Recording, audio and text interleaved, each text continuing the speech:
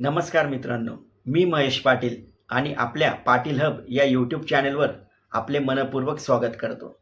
मित्रांनो, सध्या पवित्र पोर्टल संदर्भात सोशल मीडियावर मोठ्या प्रमाणात चर्चा सुरू आहे. अनेक ग्रुपमध्ये काही क्लासेस आणि काही बॅचेसच्या माध्यमातून उमेदवारांच्या मनामध्ये भीती निर्माण केली जाते. प्राधान्यक्रम देणं खूप अवघड आहे.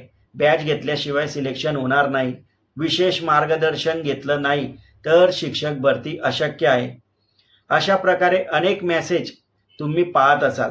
पण मित्रांनो, आज सर्वप्रथम एक गोष्ट लक्षात ठेवा. तुम्ही इथपर्यंत पोहोचला आहात म्हणजे तुम्ही सामान्य उमेदवार नाही आहात. तुम्ही TAT पास केली आहे. तुम्ही शिक्षक अभियोग्यता व बुद्धिमत्ता चाचणी दिली आहे. वर्षानुवर्षे तुम्ही अभ्यास केलेला आहे. अनेक अपयश तुम्ही पचवले आहेत. म्हणून आता स्वतःवर विश्वास ठेवा.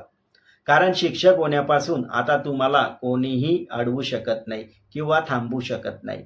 मित्रांनो, आजच्या व्हिडिओमध्ये आपण जाणून घेणार आहोत प्राधान्यक्रम म्हणजे नेमकं काय, प्राधान्यक्रम देताना कोणत्या चुका टाळायच्या आहे, कोणत्या संस्थांना प्राधान्य द्यायचं आहे, कमी मार्क्स असतील तर करायचं काय, आणि सर्वात महत्त्वाचं म्हणजे कोणत्याही भीतीशिवाय योग्य निर्णय कसा घ्यायचा.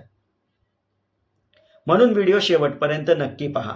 आणि जर तुम्ही आपल्या चॅनेलवर नवीन असाल तर चॅनेलला सबस्क्राईब करून बेल आयकॉन दाबायला विसरू नका. चला तर सर्वात प्रथम समजून घेऊया प्राधान्यक्रम म्हणजे नेमकं काय. मित्रांनो, शिक्षक भरती प्रक्रियेमध्ये विविध संस्था आणि शाळांच्या जाहिराती पवित्र पोर्टलवर प्रकाशित होत आहे. सध्या सर्व आस्थापनाच्या जाहिराती अजून पूर्णपणे आलेल्या नाहीये. त्यामुळे 15 दिवसांची मुदतवाढ देण्यात आली आहे. ही मुदतवाढ उमेदवारांसाठी अगदी फायद्याची, कारण जितक्या जास्त जागा पोर्टलवर येतील तितक्या जास्त उमेदवारांच्या निवडीची संधी वाढणार आहे. आज जवळपास 1,06,000 पेक्षा अधिक अभियोग्यताधारक उमेदवारांनी स्वप्रमाणपत्र पूर्ण केलं आहे. मित्रांनो, अनेक ठिकाणी कमी मेरिट असलेले उमेदवारही निवडले गेले आहेत. विशेषतः OBC असतील, ST, SC, SBC, EWS आणि इतर आरक्षित प्रवर्गातील अनेक उमेदवारांना संधी मिळाली आहे. म्हणून स्वतःला कमी समजू नका. आता सर्वात महत्त्वाचा प्रश्न येतो, प्राधान्यक्रम देताना कोणत्या 3 गोष्टी लक्षात ठेवायच्या आहे. तर पहिली गोष्ट, जिथं तुम्हाला नोकरी करायची इच्छा आहे. दुसरी गोष्ट, जिथं तुम्ही प्रत्यक्ष जॉईन होऊ शकतात. तिसरी गोष्ट, जिथं तुमचं मेरिट निवडणं होण्या इतकं सक्षम आहे. ह्या तिन्ही गोष्टी संतुलित करणं अत्यंत आवश्यक आहे. उदाहरणार्थ जर आपण पाहिलं तर तुम्हाला पुणे, संभाजीनगर किंवा इतर मोठ्या शहरांमध्ये नोकरी करण्याची इच्छा असू शकते. पण जर त्या ठिकाणी तुमचं मेरिट स्पर्धेला पुरेसं नसेल तर केवळ इच्छेच्या आधारावर प्राधान्यक्रम देणं योग्य ठरणार नाही. त्याचप्रमाणे तुम्हाला जर काही जिल्ह्यांमध्ये जॉईन होणं शक्य नसेल तर त्या ठिकाणी प्राधान्यक्रम देण्याचा काहीच उपयोग नाही. आता जर आपण पाहिलं तर मेरिट, मित्रांनो, अंतिम मेरिट हा सर्वात महत्त्वाचा घटक आहे. मागील भरतीमध्ये त्या संस्थेचा कट ऑफ किती होता याचा अभ्यास आपण केला पाहिजे, कारण मागच्या भरतीवरनं आपल्याला या भरतीचा थोडाफार निकष आपल्याला समजून येईल. मागील भरतीमध्ये त्या संस्थेचा कट ऑफ किती होता याचा अभ्यास करा. फक्त संस्थेचं नाव मोठं आहे म्हणून प्राधान्यक्रम देऊ नका. तुमचं मेरिट तिथं बसत असेल तरच प्राधान्यक्रम द्या. आता आपण बोलूया कॅटेगरीबद्दल. तुमच्या कॅटेगरीचा जागा पहा, त्याचबरोबर ओपनच्या जागा पहा. जर तुम्ही महिला उमेदवार असाल तर महिलांसाठी राखीव जागा सुद्धा तपासा. दिव्यांग, अनाथ, माजी सैनिक अशा सर्व घटकांचा विचार करा, कारण अनेक वेळा याच जागांमुळे निवडीची संधी वाढू शकते.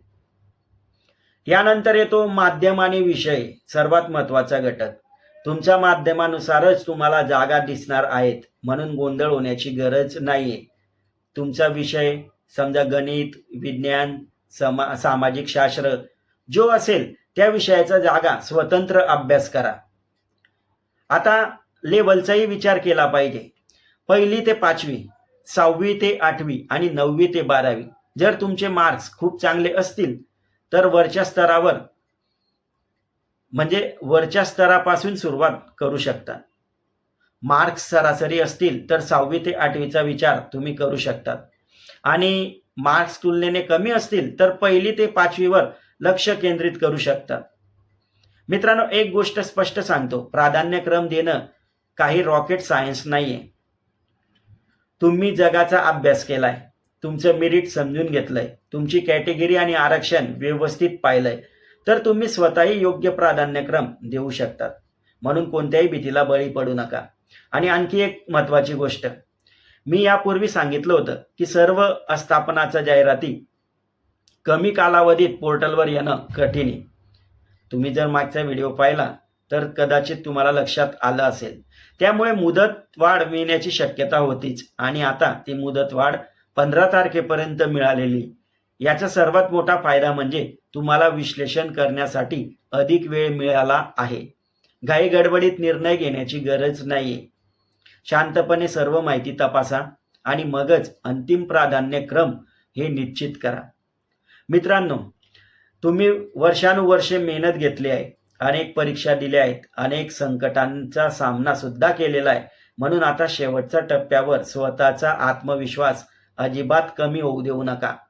योग्य निर्णय घ्या, स्वतःवर विश्वास ठेवा आणि शिक्षक होण्याचं तुमचं स्वप्न पूर्ण करण्यासाठी शेवटपर्यंत प्रयत्न करत राहा. मित्रांनो, व्हिडिओ उपयुक्त जर वाटला असेल तर लाईक करा, आपल्या मित्रांपर्यंत व्हिडिओ शेअर करा आणि चॅनलला सबस्क्राईब करायला विसरू नका. पुन्हा भेटू एक नवीन अपडेटसह.